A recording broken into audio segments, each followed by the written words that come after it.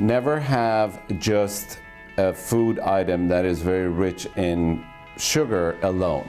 Always have it with either a source of protein or a source of fat, healthy oils, or just in general with a small meal.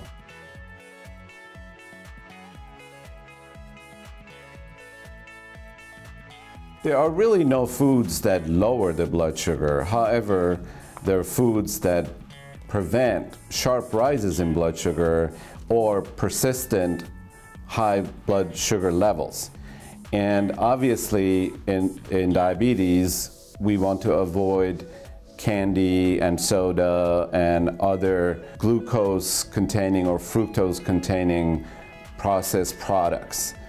The best way to stop a sharp rise in blood sugar is to consume carbohydrates with either a fat or a protein, meaning never have just a food item that is very rich in sugar alone. Always have it with either a source of protein or a source of fat, healthy oils, or just in general with a small meal. It is also important to avoid fast-absorbing sugars and to eat more of what we call complex carbohydrates. Complex carbohydrates, such as in vegetables, they take a while to break down in the GI tract and they absorb slowly, therefore they don't rise the blood sugar very rapidly.